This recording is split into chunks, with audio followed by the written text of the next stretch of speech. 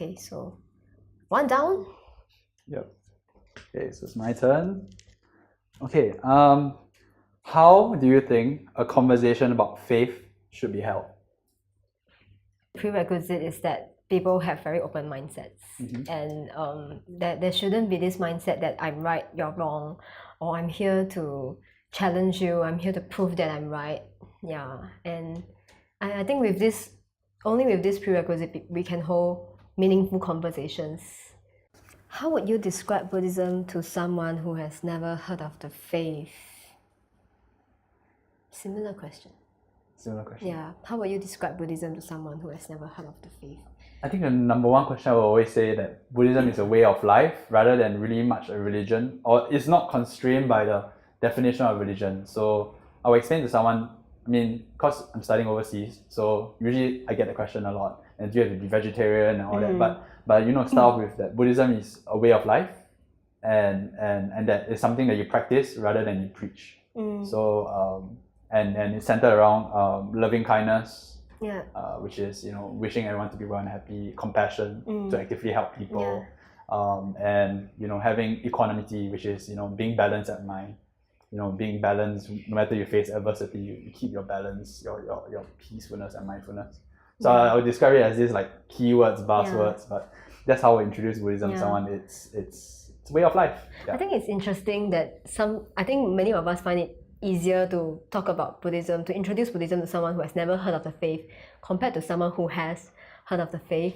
Because like previously you were sharing with me, like when some of your friends hear that you're Buddhist, they get shocked. They say that, but you can speak English so well. There's a lot of misconceptions and a lot of perceptions about how a Buddhist should be like. And many of them are unfortunately misunderstandings. So I think if someone hasn't ever heard of the religion itself, it's going to be more interesting because we can give them our take, our perspective, how we see it as like part science, part a way of living, part philosophy. And something that is also very, very inspiring, I think. Like I've read the Buddha story 1,000 times, but sometimes when I feel down, it still picks me up. Like no matter how many times I've read, and you know, the pages turn yellow, but the Keanu Reeves one is a very good one, the movie. Oh, the life story of the Buddha. The Little Buddha. The Little Buddha. We've watched it a dozen times, but it's really picks you up.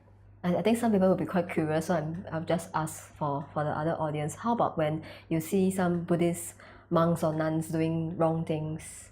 Like So in terms of monks and nuns that misconduct themselves, I think it's not really much a disappointment in the Dhamma and in the Buddhist teachings, but I think it's a disappointment in terms of what we perceive as monks, as what they're supposed to be. I think one famous monk, Ajahn Chah, said that, you know, you respect the robes and you know that this is the teachings of the Buddha, but the person that's wearing the robes, he could also be a monkey, and a dog can also wear the robes. But I think at the end of the day, it's also what the robes represent to you. So always follow the teachings and not the teacher. So what positive and negative effects does religion have on humanity? Religion. Positive and negative. I think the name of religion is used conveniently in many ways to exploit a lot of things, political interests, and as an excuse for violence many times, very sadly. And that is the bad side of it. But I think it's only the name of it, because I don't believe any true religion will really encourage violence. What was the other part of it? What's the positive and negative effects that of religion on humanity? So many positive. I think so many. I don't know where to begin. Spirituality, I think it's very important. Like at the end of the day, why are we here? It answers a lot of questions that science isn't able to answer. It answers a lot of questions that material wealth doesn't fulfill. Like why are we working so hard? why are we here going through the daily drill of work, 9 to 5, squeezing in the MRT from east to west? Yeah. Yeah. It gives us meaning. Mm. Yeah. And I think that's very important. Final question. How is Buddhism and other religions similar and different?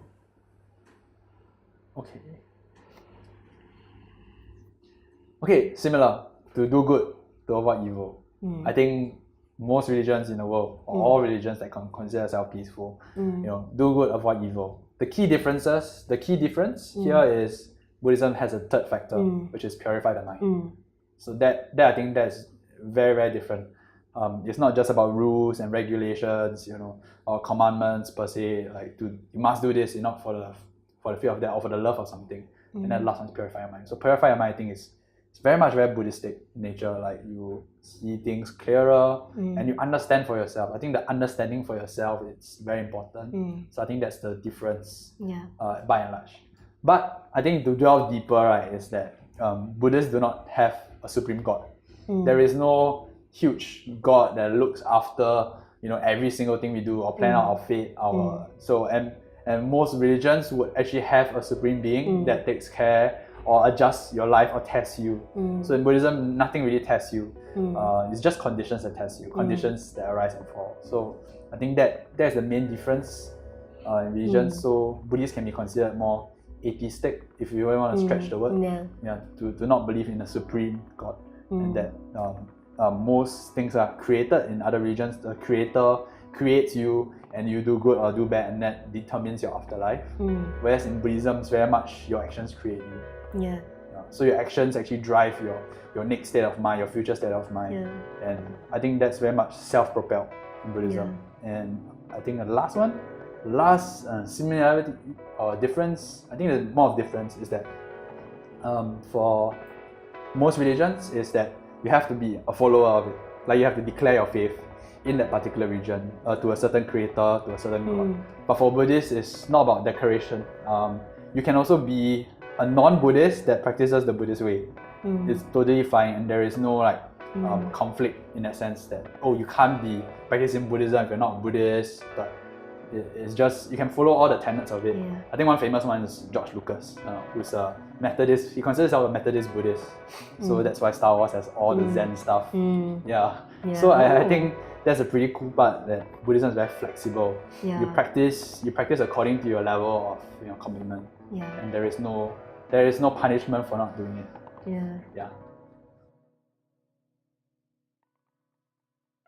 During the session, Shi Hui asked Heng Xuan on how he would describe Buddhism to someone who has never heard of it. And that is me, and my preconceived notion of what Buddhists are supposed to be, from my daily interactions with my Buddhist friends and colleagues. In reply, Heng Xuan explained that Buddhism is a way of life, centered around love, compassion, and balance. As the recording progresses, my understanding of Buddhism grew. And that is the beauty of the faith conversation, to understand another person's experience growing up and their motivations behind their beliefs.